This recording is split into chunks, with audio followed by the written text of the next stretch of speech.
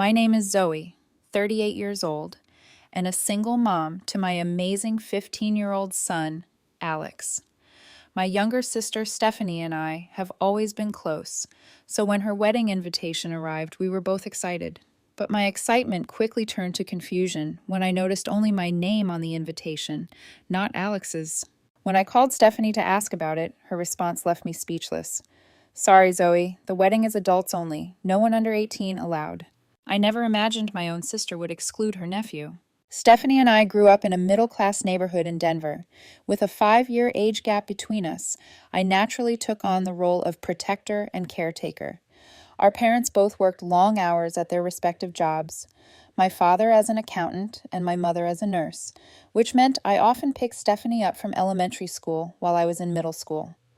I would help her with homework, make her afternoon snacks, and listen to her stories about school. I remember one particular incident when Stephanie was 9 and I was 14. Some girls at her school were bullying her because of her red hair and freckles. When I found out, I marched right over to those girls during recess and told them if they ever bothered my sister again, they would have to deal with me. The bullying stopped immediately. Stephanie looked at me like I was her personal superhero. As we grew older, our bond only strengthened. When Stephanie had her first date at 16, I was the one who helped her pick out her outfit, taught her how to apply mascara without clumping, and waited up until she got home safely. I was there for every milestone in her life, including her high school graduation, her college acceptance, and her first heartbreak. When I met David at 21, Stephanie was instantly supportive. She helped plan my bridal shower and served as my maid of honor in my wedding at 22. She held my hand through all my pregnancy scares and was the first person besides David to hold Alex when he was born. The look of pure love on her face as she cradled her newborn nephew is something I will never forget. Life took an unexpected turn when Alex turned 5. David began working late, becoming distant, and making excuses to avoid family time. Eventually, I discovered he was having an affair with a coworker. The divorce was messy and painful.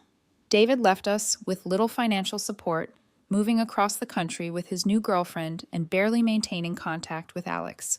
Those first few years as a single mom were incredibly difficult. I worked 2 jobs to make ends meet, one as an administrative assistant during the day and waitressing on weekends. There were nights I would cry myself to sleep, wondering how I would pay the next bill or afford new shoes for Alex's growing feet. During this challenging period, Stephanie became my rock. She would babysit Alex on weekends so I could pick up extra shifts. She helped with groceries when money was tight and even paid our electric bill one winter when I had to choose between heat and rent. More importantly, she provided emotional support, reminding me that I was strong enough to get through this. Alex and Stephanie developed a special bond during those years. Stephanie was the fun aunt who took Alex to the park, bought him ice cream, and surprised him with little presents just because. When Alex was 7, Stephanie taught him how to bake chocolate chip cookies from scratch, creating a Saturday tradition that lasted for years. They would spend hours in the kitchen, flour covering their faces, giggling as they experimented with different ingredients. For Alex's 10th birthday, Stephanie took him shopping for his first grown-up outfit and afterward for a fancy lunch where they ate with their pinkies up, pretending to be royalty. Alex talked about that day for months, treasuring the photos they took in the mall photo booth. Things began to change about 2 years ago when Stephanie met Richard at a charity gala for her law firm. Richard came from a wealthy family with connections throughout the city. He worked as an investment banker, lived in an exclusive neighborhood, and moved in social circles very different from our middle-class upbringing. As Stephanie and Richard's relationship progressed, her visits became less frequent. The Saturday baking sessions with Alex stopped. At first, there were excuses about work being busy or Richard having planned something special. Eventually, the excuses stopped altogether, and the visits simply dwindled. I noticed subtle changes in my sister. Her wardrobe became more expensive, her hair always professionally styled. She began talking about restaurants I could never afford and vacations to places I had only seen in magazines. While I was happy that she seemed happy, I worried about the growing distance between us. Alex noticed the changes too. "Why doesn't Aunt Stephanie come over anymore?" he would ask. I made excuses about adult responsibilities and busy schedules, never wanting to taint Alex's image of his beloved aunt. but I could see the hurt in his eyes when weeks would pass without a call or text from Stephanie. The wedding invitation arrived on a Tuesday in early June. I remember because Alex had just finished his last day of ninth grade, and we were planning to celebrate with takeout and a movie marathon. The envelope stood out immediately in our pile of bills and flyers. Thick, cream-colored paper with gold embossed lettering and a wax seal bearing the initials S and R. "Is that from Aunt Stephanie?" Alex asked, excitement lighting up his face as he recognized the elegant handwriting on the envelope. "Looks like it," I replied carefully, breaking the seal. Inside was the most elaborate wedding invitation I had ever seen. The paper felt expensive between my fingers, heavy and textured. Gold foil script announced that Stephanie Marie Johnson and Richard William Harrington III request the honor of your presence as they unite in matrimony. The wedding was to take place at the Grand Wellington Hotel, one of the most prestigious venues in the city, followed by a reception in their ballroom. "We're going, right?" Alex asked, peering over my shoulder at the invitation. "I need to start thinking about what to wear." I smiled at his enthusiasm. "Of course we are. This is your aunt's big day." It wasn't until later that evening, after Alex had gone to bed, that I noticed something was off about the invitation. At the bottom, in smaller print, it read, "Zoe Johnson and guest." There was no mention of Alex. Despite the growing distance, I held on to hope that it was just a phase. Perhaps once Stephanie settled into her relationship with Richard, things would return to normal. After all, family bonds run deep, and the connection between us had weathered many storms before. When I called, Stephanie answered on the third ring, her voice distracted. "Zoe, I was just about to call you. Did you get the invitation?" "Yes, we did. It's beautiful. Steph, Alex is so excited about the wedding." There was a pause on the line. "About that, Zoe, Richard and I have decided to make the wedding adults only. No one under 18. I felt like someone had punched me in the stomach. "What do you mean? Alex is your nephew, not some random child." "I know, and I love him, but Richard's family is very traditional. They're contributing significantly to the wedding, and they expect a certain level of sophistication. Children can be unpredictable, and we want everything to be perfect." "Alex is 15, not 5, I argued. "He knows how to behave at formal events. He won't be running around screaming or throwing food." Stephanie sighed. "It's not just about behavior. The venue is very upscale, and we're having an open bar. Plus, Richard's family doesn't believe events like this are appropriate for young people. It's an adult celebration." I couldn't believe what I was hearing. My sister was excluding her own nephew from one of the most important days of her life because her fiancé's family didn't think it was appropriate. "What if Alex helped out somehow?" I suggested desperately, trying to find a compromise. "He could hand out programs or help guests sign the guest book. That way, he could be part of the day without being a regular guest." "We've already hired professional staff for all of that," Stephanie replied, her voice growing cold.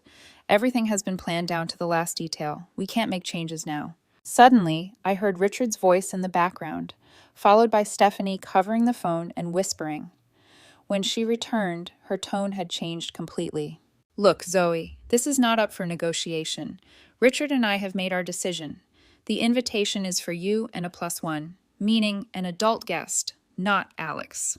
I hope you can respect our wishes for our special day." Before I could respond, Richard's voice came on the line. "Zoe, this is Richard. I understand you might be disappointed, but Stephanie and I have a vision for our wedding day. It's a sophisticated affair, and we've spent a significant amount of money to ensure everything is perfect. We can't make exceptions, even for family. I'm sure you understand." The condescension in his voice made my blood boil, but I kept my composure. "I understand completely that this is your wedding.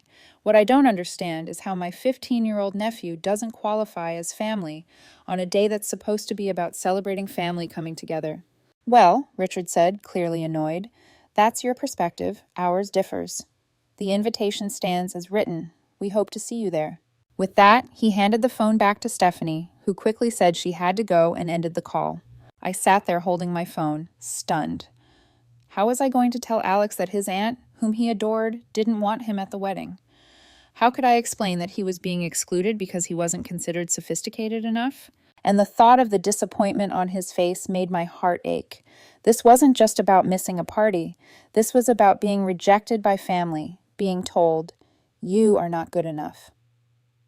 It was a feeling I knew all too well from my own childhood, and I had always sworn Alex would never experience that kind of pain. After the phone call with Stephanie and Richard, I sat at our kitchen table for nearly an hour, my emotions swirling like a tornado. Anger at my sister for allowing this to happen, hurt that she would choose her new life over her family, worry about how this would affect Alex. And beneath it all, a deep sadness that the sister I had grown up with, the one who had stood by me through my darkest days, seemed to have disappeared. I considered my options carefully. I could attend the wedding alone, leaving Alex behind and pretending everything was fine. I could try to reason with Stephanie again, perhaps involving our parents to mediate, or I could take a stand and refuse to attend a celebration that excluded my son. The next morning, Alex bounded into the kitchen, his phone in hand. "Mom, Aunt Stephanie's wedding is going to be so fancy." I was looking at pictures of the hotel online. They have chandeliers bigger than our living room. My heart sank. I had hoped to have more time to figure out how to break the news, but it was clear I needed to have this conversation now. "Honey, sit down for a minute. I need to talk to you about something." Alex's smile faltered as he sat across from me at the table. "What is it? Is something wrong?" I took a deep breath. "I called Aunt Stephanie yesterday about the wedding invitation. There's something you need to know." I tried to explain the situation as gently as possible without vilifying Stephanie or Richard. I told Alex about the adults-only policy and how, unfortunately, that meant he would not be able to attend. Alex's face fell, but he quickly tried to mask his disappointment. "Oh, well, that's okay. I guess it's their wedding, so they get to decide." "Are you sure you're okay with this?" I asked, reaching across the table to take his hand. He nodded, but I could see his eyes beginning to water. "Yeah, totally fine. It's probably going to be boring anyway. All those fancy people talking about boring adult stuff." Then he looked up at me with a question that broke my heart. "Did Aunt Stephanie say why she doesn't want me there? Did I do something wrong?" "Absolutely not," I said firmly. "This has nothing to do with you. It's about Richard's family and their ideas about what a wedding should be like. Aunt Stephanie loves you very much." Alex nodded again, but I could tell he didn't believe me. "I already bought a suit," he said quietly. "The navy one we saw at the mall last month. I saved up my lawn mowing money and went back for it. I wanted to surprise you." I felt a surge of anger so intense it nearly took my breath away. My son had spent his own money on a suit to attend an event where he wasn't wanted. An event hosted by his own aunt, who had once been like a second mother to him. "Can I be excused?" Alex asked. "I have some homework to finish." It was summer break, and I knew he had no homework, but I nodded anyway.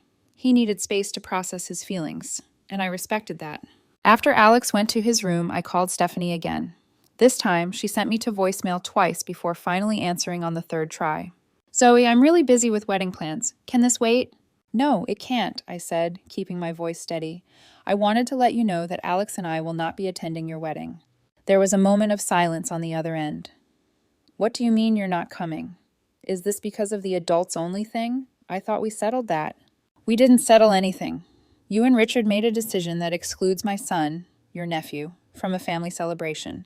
That's not something I can support or participate in." Stephanie's voice rose in pitch. "So you're punishing me because I won't break the rules for Alex? This is exactly why we don't want children at the wedding. It always becomes a whole drama." "This is not about breaking rules, Stephanie. This is about recognizing who is family and who is not. Alex isn't just some random child. He's your nephew. Someone you used to bake cookies with every Saturday, someone who looks up to you and loves you, and you're telling him he's not welcome at one of the most important events in your life."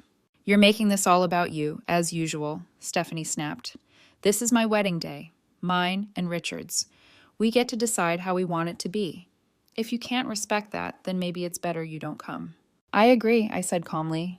"If my son is not welcome, then neither am I. I hope you have a beautiful wedding." I ended the call before she could respond. My hands were shaking, but I felt a strange sense of peace. I had made the right decision. The fallout was immediate. Within an hour, my phone was blowing up with messages from family members. My mother called, horrified that I was causing drama before the wedding. "Zoe, you need to be the bigger person here," she insisted. "It's just one day. Alex will have plenty of other opportunities to attend family events." "That's not the point, Mom," I replied. "The point is that Alex is being excluded from a family celebration for no reason other than Richard's family's arbitrary rules." My father was more direct. "Stop being so stubborn and think about your sister. Do you want to ruin her wedding because you can't leave Alex with a babysitter for one day?" Even extended family members weighed in. Aunt Carol texted to say I was being selfish. Cousin Jennifer suggested I was jealous of Stephanie's happiness. Through it all, I remained firm in my decision. This wasn't about me being stubborn or jealous. This was about teaching my son that he deserved respect and that family should not be conditional. That night, as I passed by Alex's room, I heard muffled crying. I gently knocked on his door. "Can I come in?" I asked. Alex quickly wiped his eyes and nodded. I sat on the edge of his bed and pulled him into a hug. "I know this hurts," I said softly, "and it's okay to be sad and disappointed." "I just don't understand why Aunt Stephanie doesn't want me there," he whispered. "We used to be so close." "People change," I said carefully. "Sometimes they get caught up in new relationships or lifestyles and forget what matters, but that doesn't mean you did anything wrong." He looked up at me. "Are you really not going to the wedding because of me?" I brushed his hair back from his forehead. "I'm not going because I believe we're a package deal. If someone can't accept both of us, then they don't get either of us. That's what family means to me." Alex hugged me tighter. "Thank you, Mom." As I held my son, I knew I had made the right choice. Sometimes standing up for what you believe in means making difficult decisions, but in this case, the decision was clear. The wedding was still weeks away, and I knew the pressure from family would continue, but my mind was made up. Alex and I would spend that day doing something special together, creating our own memories while Stephanie created hers without us. The day of Stephanie's wedding arrived with perfect weather, bright blue skies, not a cloud in sight, and a gentle breeze. The kind of day brides dream about. As I looked out our kitchen window that morning, I felt a pang of sadness. Despite everything, part of me still wished I could be there to see my little sister walk down the aisle. "So, what are we doing today?" Alex asked, joining me at the breakfast table. He was trying to sound casual, but I could tell he was making an effort to appear upbeat. "I was thinking we could have our own special day," I replied, pouring him a glass of orange juice. "How about we start with that new Marvel movie you've been wanting to see, then lunch at Cheesecake Factory, and afterward we could hit the mall. I think we both deserve some retail therapy." Alex's face brightened. "Really? That sounds awesome." We spent the morning at the theater, losing ourselves in the action and adventure on screen. Alex seemed genuinely happy, laughing at the funny parts and gripping my hand during the tense scenes. For a few hours, we both forgot about the wedding. After the movie, as we were enjoying our lunch, my phone started buzzing with texts. "Is that about the wedding?" Alex asked, noticing my distraction. I nodded quickly, scanning the messages. They were from various family members and friends who were at the ceremony. "Your aunt looked beautiful," my cousin Brenda had written, attaching a photo of Stephanie in her wedding dress. She did look stunning, radiant, in an ivory gown that probably cost more than my monthly salary. Another message read, "Stephanie keeps looking for you. She seems sad you're not here." And from my mother. The ceremony was beautiful. Richard's family is very impressive. It's not too late to come to the reception. I put my phone away, determined not to let it ruin our day. "Just updates from the wedding," I told Alex. "Nothing important." "You can tell me, Mom," Alex said. "I'm not a baby. I know today is hard for you too." Sometimes I forgot how perceptive my son was. "You're right," I admitted. "Today is difficult, but I'm exactly where I want to be, with the person who matters most to me." Alex smiled, and we continued our lunch, sharing a slice of cheesecake for dessert before heading to the mall. As promised, we indulged in some retail therapy, buying matching mother-son bracelets and a new pair of sneakers for Alex. By the time we returned home that evening, my phone had accumulated dozens more messages and several missed calls. The wedding was over, and the fallout was beginning. My mother called as soon as we walked through the door. "Zoe, how could you do this to your sister? She was looking for you all day." Richard's family kept asking where her sister was, and she had to make excuses. "Mom, we've been through this," I sighed. "Stephanie made her choice, and I made mine." "You're being childish," my mother snapped. "This was the most important day of her life, and you ruined it because of your pride." "This wasn't about pride," I insisted. "This was about standing up for Alex and showing him that family doesn't exclude family." The conversation ended with my mother hanging up on me, something she had never done before. Over the next few days, the division in our family became increasingly apparent. My father, always the peacekeeper, tried to stay neutral but clearly sided with Stephanie in his gentle suggestions that I should have been more understanding. My mother was openly angry, sending passive-aggressive texts about family loyalty and selfishness. Interestingly, not everyone was against us. My grandmother, usually quiet and non-confrontational, called to say she was proud of me. That Richard has changed your sister, she said in her soft, wavering voice. The Stephanie I know would never have excluded Alex. You did the right thing showing your son he comes first. A few cousins and friends also reached out with support, some confessing they thought the adults-only rule was ridiculous, especially when it came to immediate family. Meanwhile, Stephanie and Richard were enjoying a 2-week honeymoon in Italy. Her social media was filled with pictures of them drinking wine in Tuscany, riding gondolas in Venice, and posing in designer clothes against Mediterranean backdrops. There was no mention of the wedding drama or any acknowledgement that her sister and nephew had been absent from her big day. Friends who attended the wedding told me it had been extravagant beyond belief. Ice sculptures, a 10-piece band, a 5-course meal, and champagne that flowed like water. It was beautiful, my friend Lisa told me over coffee, but honestly it didn't feel like Stephanie. It felt like a show for Richard's family and business associates.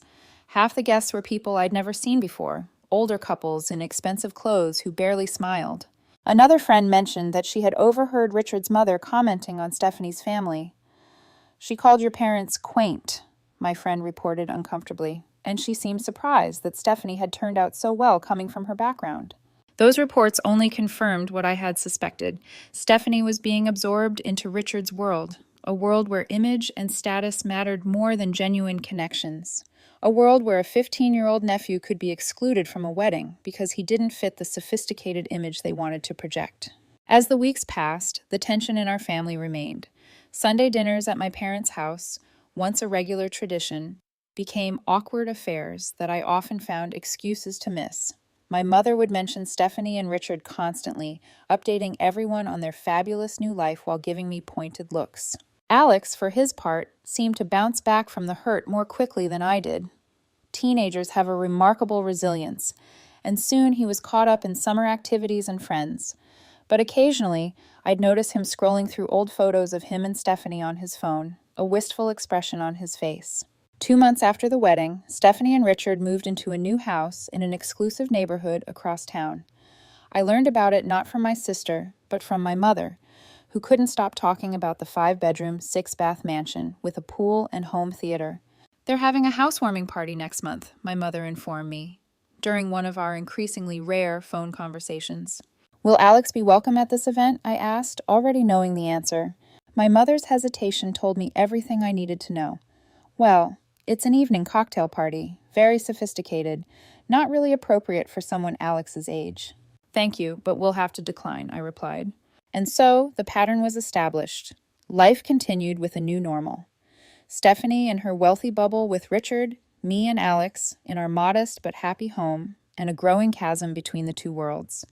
Family gatherings became diplomatic negotiations with everyone walking on eggshells. As fall turned to winter and the holiday season approached, I wondered how we would navigate the traditional family Christmas celebration. Would this be the first year Alex and I spent Christmas alone, or would the spirit of the season finally bring some healing to our fractured family? The Johnson family Christmas had always been a big deal in our household. For as long as I could remember, the entire extended family gathered at my parents' house on Christmas Eve for a traditional dinner, gift exchange, and celebration that often lasted well into the night. My mother would spend weeks preparing, decorating every inch of the house with garlands, nutcrackers, and the family heirloom ornaments that had been passed down for generations. My father would string thousands of lights outside, determined each year to outdo the neighbors. And Alex and I had always been in charge of the Christmas tree, carefully arranging ornaments and reminiscing about the stories behind each one. As December approached, I wondered if this year would be different. Would Stephanie and Richard even attend a family gathering that might not meet their new standards of sophistication? And if they did come, would Alex once again be made to feel unwelcome? My questions were answered on the first Sunday of December when my mother called. Her voice was tentative, lacking the usual confidence when she announced, "Your father and I are planning Christmas Eve as usual this year. We really hope you and Alex will come." "Will Stephanie and Richard be there?" I asked directly. "Yes," she admitted. "They've confirmed they'll attend. And Zoe, I really need you to make an effort this time. It's Christmas, for goodness sake. Can we please put aside all this wedding business and just be a family again?" I closed my eyes, feeling the weight of family expectations pressing down on me. Mom, I have no problem being civil to Stephanie and Richard, but I need to know that Alex will be treated with respect. I won't put him through another rejection. Of course he'll be treated with respect, my mother insisted. It's Christmas. Everyone is welcome at Christmas. That's not what I asked, I pressed. I need to know that Stephanie and Richard acknowledge they hurt Alex and that they'll make an effort to make amends. My mother sighed heavily. Zoe, you're asking for too much. Stephanie doesn't feel she did anything wrong regarding the wedding. It was their special day, and they had the right to plan it as they wished. And I have the right to protect my son, I countered. No one's asking you not to protect Alex, my mother said, frustration evident in her voice. But carrying this grudge is not healthy for anyone, especially not Alex. Do you want him to grow up thinking that family relationships can be discarded over one disagreement? She had a point, though I was reluctant to admit it.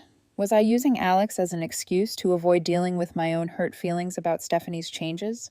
Was I making things worse by keeping Alex away from family gatherings? I'll think about it, I finally said. But I need to talk to Alex first. This has to be his decision, too. After hanging up, I found Alex in his room, textbooks spread across his bed as he worked on a science project. Hey, bud, I said, sitting on the edge of his bed. Can we talk for a minute? Sure, what's up? Grandma called about Christmas Eve. They're doing the usual family gathering at their house. Aunt Stephanie and Richard will be there. Alex's expression was unreadable. Oh, are we going? That's what I wanted to talk to you about. I think this should be your decision. If you're not comfortable going, we can start our own Christmas tradition this year. Maybe go skiing for the weekend or take a trip to visit Aunt Judy in California. Alex was quiet for a moment, considering the options. Will Aunt Stephanie even want me there after the whole wedding thing? Grandma says everyone is welcome, I replied carefully, but I understand if you're hesitant. I don't want to cause drama, Alex said, picking at a loose thread on his comforter. But I also don't want to miss Christmas with Grandma and Grandpa, and I miss Aunt Stephanie, even if she's been weird lately. My heart ached at his words. Despite everything, Alex still loved his aunt and wanted that relationship back. What if we go but have a backup plan, I suggested. If things get uncomfortable, we can leave early and catch a late movie or something. Alex nodded slowly. Okay, I think I want to go, but can we practice what to say if Richard is mean again? Absolutely, I agreed. We'll come up with some polite but firm responses, and remember, we're a team. If at any point you want to leave, just give me the signal and we're out of there. Over the next few weeks, as Christmas approached, I found myself increasingly anxious about the upcoming family gathering. My father called twice to remind me to keep the peace and think of the family. My mother sent detailed texts about the menu, seating arrangements, and gift exchange, as if focusing on logistics could somehow erase the underlying tension. Meanwhile, I was formulating a plan of my own. If we were going to attend this Christmas celebration, I wanted it to be meaningful. I wanted to make a statement, not with confrontation or anger, but with something more powerful, something that might finally break through the wall Stephanie had built around herself. I spent evenings after Alex went to bed working on a special project, gathering materials and memories from years past. It was therapeutic in a way, revisiting happier times and remembering the sister Stephanie used to be. As Christmas Eve approached, Alex and I went shopping for gifts for the family. For my parents, we chose a digital photo frame preloaded with family photos. For various aunts, uncles, and cousins, we selected thoughtful but simple presents. But for Stephanie and Richard, I had something different in mind. What do you get for people who can buy themselves anything they want? Alex wondered as we browsed through a department store. Sometimes the most valuable gifts aren't things that can be bought, I replied. Sometimes they're reminders of what truly matters. The night before Christmas Eve, as we wrapped presents, Alex asked me a question that caught me off guard. Mom, do you think Aunt Stephanie is happy with Richard and her new life? I paused, considering how to answer honestly without disparaging my sister. I think Stephanie is living the life she thinks she wants right now. Sometimes people get caught up in appearances and forget to check if they're actually happy with what's underneath. Like when I wanted those expensive sneakers because all the popular guys had them, but then I never wore them because they were uncomfortable, Alex suggested. I smiled at his insight. Exactly like that. Sometimes we think we want something because of how it looks from the outside, not realizing it might not feel right when we actually have it. Alex nodded thoughtfully. I hope she figures it out. I miss the old Aunt Stephanie. Me too, honey, I said softly. Me too. That night, I finished wrapping Stephanie and Richard's gift, tying it with a beautiful red ribbon. It wasn't expensive or impressive by their standards. It wouldn't match their luxurious lifestyle or fit into their sophisticated image, but it contained something more valuable than anything money could buy: truth and memories. As I placed it under our small Christmas tree, I wondered how it would be received. Would Stephanie see it as the olive branch it was intended to be? Or would she dismiss it as sentimental nonsense that had no place in her new life? Either way, I was ready to face Christmas Eve with my head held high and my son by my side. Whatever happened, we would face it together with dignity and grace, and maybe, just maybe, a Christmas miracle would bring back the sister I had lost. Christmas Eve arrived with a light dusting of snow, just enough to make everything look magical without causing driving hazards.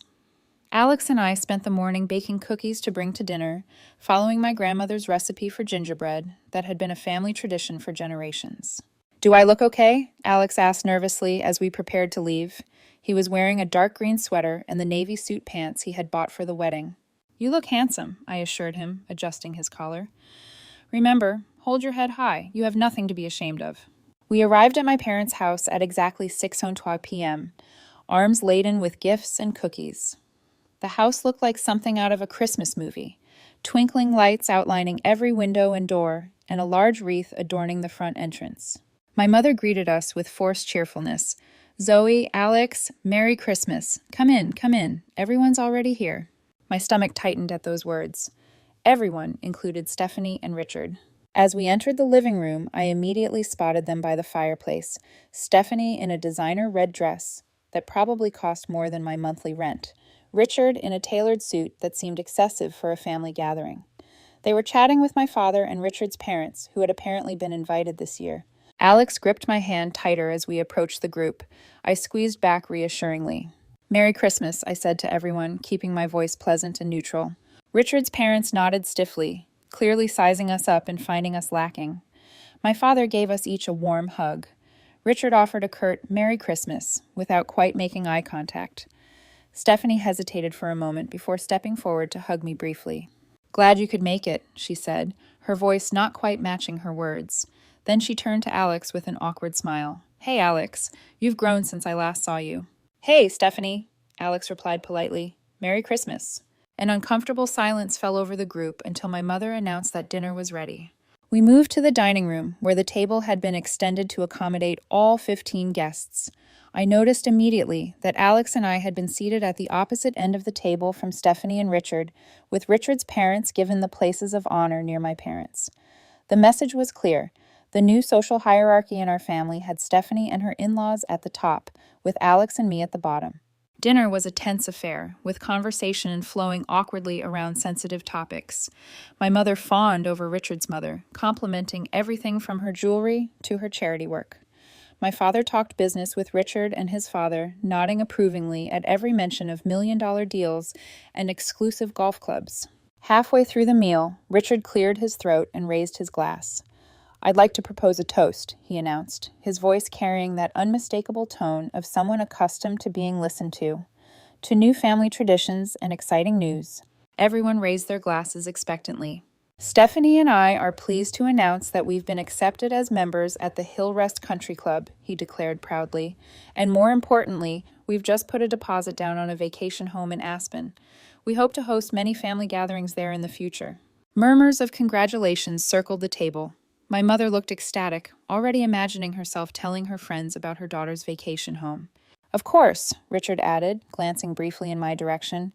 "The Aspen house will mainly be for adult gatherings. The neighborhood and our social circle there aren't really suitable for children." I felt Alex stiffen beside me. Once again, he was being preemptively excluded. I placed my hand over his under the table, silently telling him I was on his side. "How wonderful," my mother gushed, either missing or ignoring the slight. "Stephanie always loved skiing as a child." "Actually," Stephanie interjected, looking uncomfortable for the first time that evening, "I was thinking we could host Easter there next year. For everyone." "We'll see," Richard replied dismissively. "Depends on our schedule and the renovations." The conversation moved on to Richard's recent business successes and his parents' upcoming cruise. Alex remained quiet throughout the meal, pushing his food around his plate more than eating it. I could see he was trying hard to maintain his composure in a situation where he clearly felt unwelcome. After dinner, we moved back to the living room for the gift exchange. This had always been my favorite part of Christmas Eve growing up. Everyone sitting in a circle, taking turns opening presents, each gift met with genuine excitement and gratitude. Tonight, however, it felt more like a competition. Richard's parents presented Stephanie and Richard with a small envelope that, based on Stephanie's reaction, contained something extremely valuable. Richard gave Stephanie a diamond bracelet that elicited gasps from my mother. My parents gave them a crystal vase that my mother made sure to point out came from an exclusive shop downtown. When it came time for Alex and me to open our gifts, they were nice, but clearly less expensive. Richard's parents had given us each a generic scarf with the price tag still attached, showing they had spent exactly $50 each, probably the minimum they considered acceptable. Stephanie and Richard's gift to us was a department store gift card. Nice, but impersonal. Throughout it all, Alex maintained his grace, thanking everyone sincerely for their gifts, even the ones that had clearly been chosen without much thought. Finally, it was time for our gifts to be opened. My parents were genuinely touched by the digital photo frame, especially when they saw it was loaded with family pictures spanning decades. Then it was Stephanie and Richard's turn to open ours. I handed Stephanie the carefully wrapped package, our eyes meeting briefly as she took it. "It's not much," I said quietly, "but I hope it means something to you." Stephanie unwrapped the gift slowly, revealing a handcrafted photo album bound in soft leather. The cover read, "Family Memories," in simple gold lettering. "Open it," I encouraged, as she looked at me questioningly. Stephanie opened the album, and her expression shifted from polite interest to surprise. The first page contained a photo of her as a newborn, with me, at 5 years old, holding her carefully in my arms, looking down at her with pure adoration. The next pages chronicled our childhood together. Stephanie's first steps with me holding her hands, the two of us in matching Easter dresses, me helping her ride a bike without training wheels, us building sandcastles at the beach. Then came the photos of Stephanie with Alex as a baby. Stephanie cradling her newborn nephew in the hospital, feeding him a bottle while making silly faces, the two of them baking cookies, flour all over their faces. Alex's first day of school with Stephanie kneeling beside him to straighten his backpack. Interspersed among the photos were handmade cards Alex had given to her over the years, birthday cards with wobbly handwriting, a Mother's Day card he had made for her because, "You're like a second mom to me," a drawing of the three of us holding hands with my family, written across the top in a child's scrawl. As Stephanie turned the pages, her hands began to tremble slightly. Richard shifted in his seat, clearly uncomfortable. His parents exchanged disapproving glances, their lips pressed into thin lines. The final page of the album held the wedding invitation that had started all of this, mounted carefully in the center. Underneath it, in simple handwriting, I had written, "Family means no one gets left behind or forgotten." The room had gone completely silent. Everyone was watching Stephanie, waiting for her reaction. She stared at the last page for what felt like an eternity, her finger tracing the words I had written. When she finally looked up, there were tears in her eyes. "Zoe, she began, but her voice caught. Richard cleared his throat loudly. "Well, that's certainly sentimental," he said, making it clear he didn't consider that a compliment. "Stephanie, perhaps we should get going soon. We have that brunch tomorrow with the Hendersons." But Stephanie wasn't listening to him. She was looking at Alex now, who was watching her with a mixture of hope and apprehension. "Alex," she said softly, "do you want to come see the rest of the pictures? There are some here I'd forgotten about." Alex hesitated, looking at me for guidance. I nodded encouragingly, and he moved to sit beside her on the couch. As they looked through the album together, Stephanie began sharing stories about the photos. "This was the time we tried to make a cake for your mom's birthday and ended up with batter all over the kitchen, remember?" she said with a small laugh.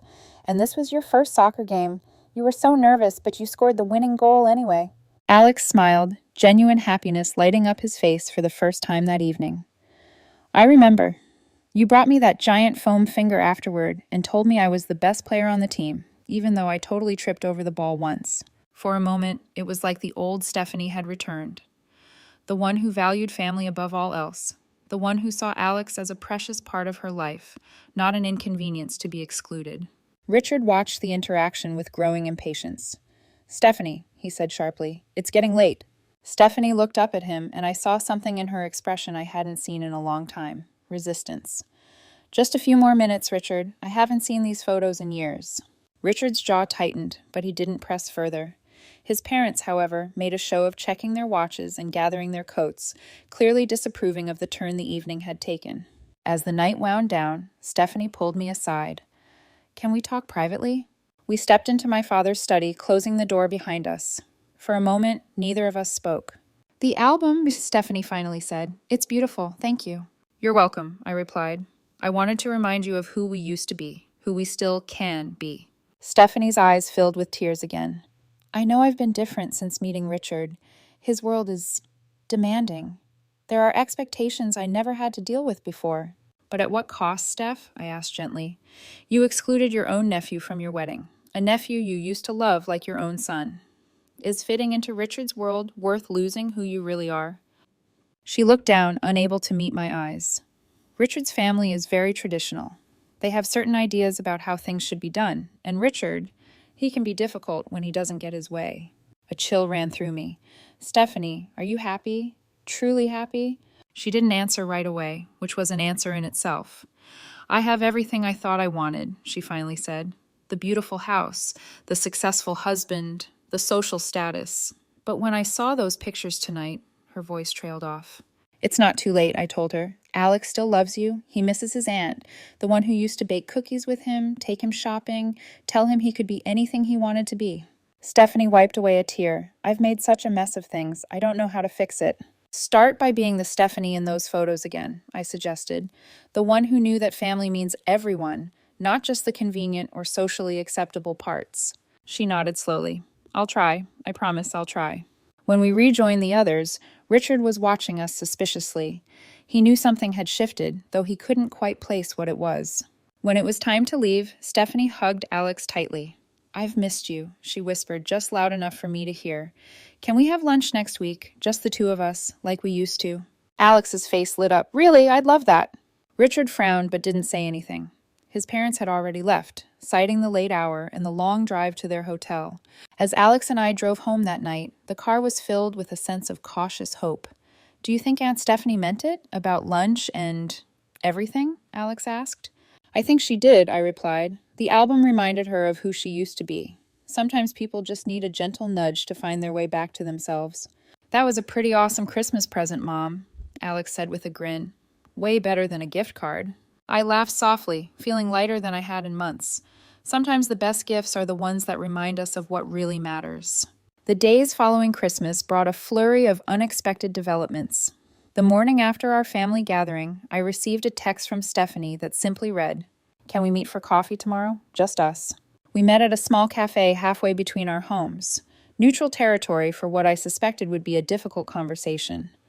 Stephanie arrived looking different than she had at Christmas. Gone were the designer clothes and perfect makeup. Instead, she wore jeans, a simple sweater, and minimal makeup. She looked more like the sister I remembered. "Thank you for meeting me," she said as she slid into the booth across from me.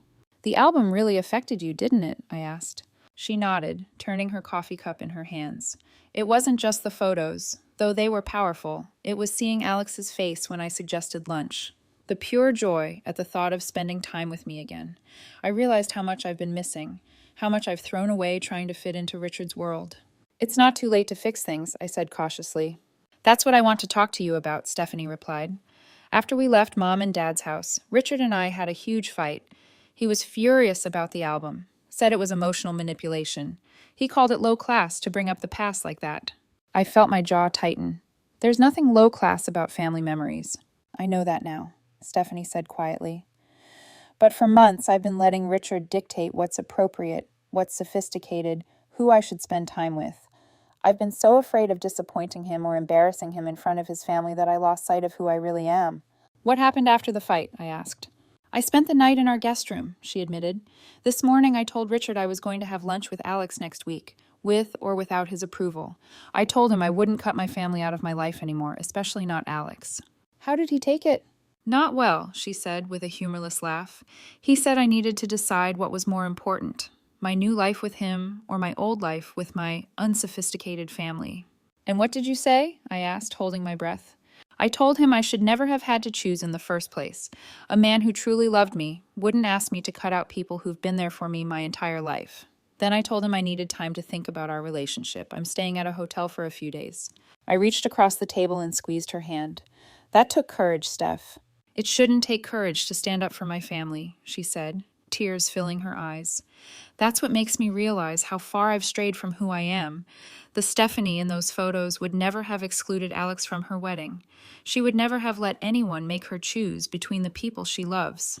People make mistakes, I said gently, especially when they're trying to fit into a new world.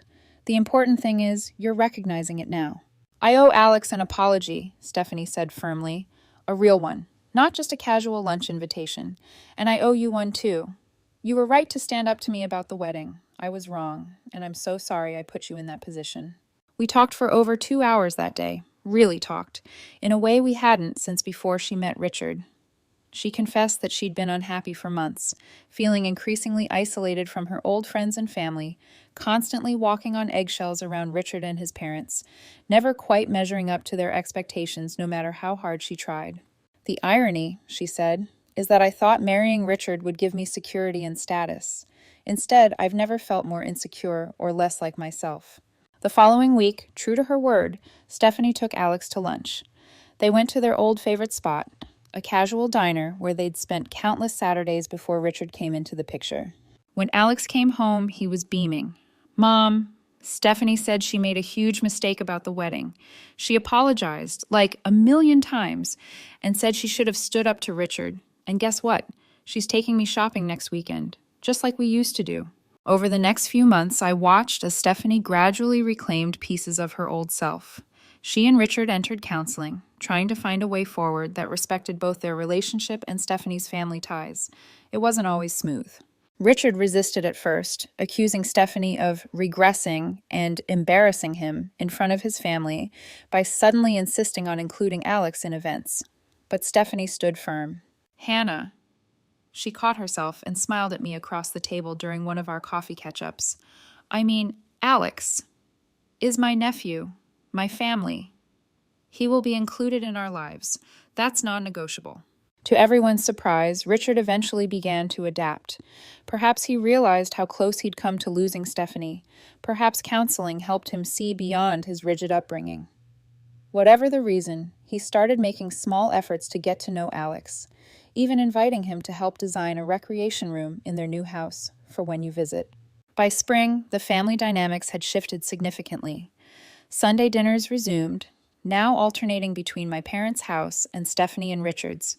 Alex was always included, always welcomed. Richard's parents remained stiff and formal, but they no longer openly excluded Alex or made pointed comments about children at adult events. At Easter, Stephanie and Richard did indeed host the family at their Aspen house, just as Stephanie had suggested months earlier. Alex was given his own room, decorated specifically for him with framed photos of him and Stephanie on the dresser. A clear message that he belonged there. One evening during that Easter weekend, as Alex and Richard's father were engaged in an unexpected but lively chess match, Stephanie and I stepped onto the balcony to admire the mountain view. Thank you, she said, wrapping her arms around herself against the chill. For what? I asked. For not giving up on me, for showing me what I was about to lose. She turned to look at me, her eyes shining. That album was the wake-up call I needed. It showed me who I used to be and who I was becoming. I didn't like the comparison. That's what family does, I replied, holds up a mirror when we need it most. I almost lost everything that really matters, Stephanie said quietly, trying to gain things that don't. We stood there for a long moment, the sun setting behind the mountains, painting the snow in shades of gold and pink. I thought about everything that had happened since that wedding invitation arrived last June, the hurt, the anger, the broken relationships, and now the healing. I had made a difficult choice to stand up for what I believed was right, to show my son that he deserved respect and inclusion, especially from family.